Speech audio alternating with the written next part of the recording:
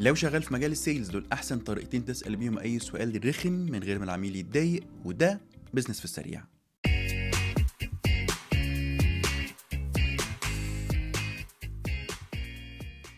السلام عليكم ورحمة الله وبركاته، يا مساء الفل. الناس اللي شغالة في مجال السيلز، واحدة من أكتر المشاكل اللي بتواجهها إنه دايما عنده أسئلة عايز يسألها عشان يعرف يبيع للعميل بتاعه بشكل أحسن وبشكل أفضل.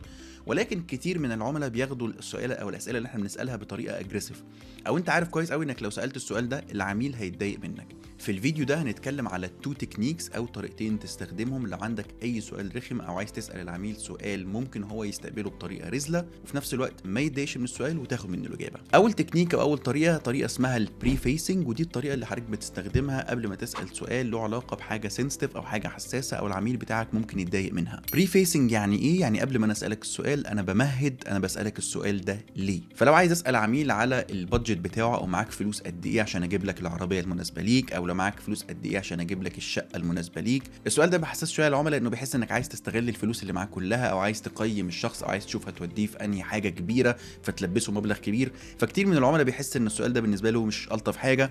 فلما نيجي نسأل سؤال انت حاسس انه سنسيتيف، استخدم البري فيسنج تكنيك، انك تقول له هسألك السؤال ده ليه الاول وبعدين اسألك السؤال. تعال ناخد مثال لما نيجي نكلم عميل. مساء الخير يا فندم، ازي حضرتك؟ النهارده احنا عندنا في مجموعه من اللونشز موجوده كتير جدا، او مجموعه من العربيات اللي موجوده في المعرض كتير جدا باسعار مختلفه وبادجتس مختلفه. فانا بس عايز اعرف بادجت حضرتك كام بحيث اعرف اوفق انسب حاجه لحضرتك. قبل ما تسأل السؤال انت فرشت، انا بسألك السؤال ده على فكره ليه؟ عشان بس عندي اوبشنز كتير جدا، او عندي حاجات اختيارات واسعه جدا، محتاج اختار لك الافضل ليك. او لو جيت مثلا اساله سؤال انت ليه حبيت حاجه زي كده، ممكن اساله بالطريقه الفلانيه، اقول له والله بص يا فندم خلي بال حضرتك، انا يهمني جدا بس وانا بسمع منك اعرف انت ليه فضلت الحاجه الفلانيه، بحيث واحنا بنختار نبقى عارفين بنختار بناء على ايه. السؤال ليه ده عموما لوحده بيبقى اجريسيف لاي حد، يعني اي حد بنساله ليه اشمعنى السؤال ده بيضايق. فسؤال ليه لما تيجي تساله لاي عميل لازم تستخدم البري فيسنج تكنيك، او تقول له انت بتسال ليه عشان ايه. تاني تكنيك او تاني طريقه ممكن تسال بيها العميل بتاعك اي سؤال رخم من غير ما يتضايق هي التريدنج تكنيك، وانك تدي معلومه قصاد معلومه.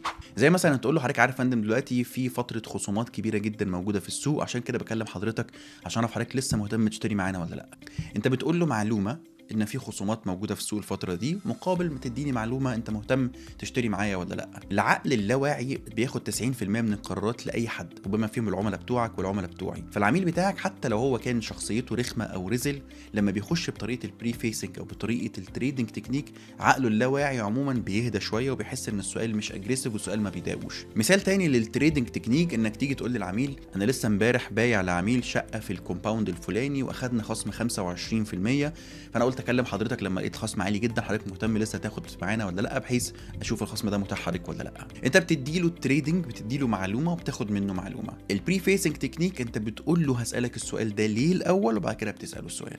لو عجبك الفيديو ما تنساش تعمل لايك وفولو وسبسكرايب عشان تشوف الفيديوهات اللي فاتت، تشوف الفيديوهات اللي جايه، وده بزنس في السريع.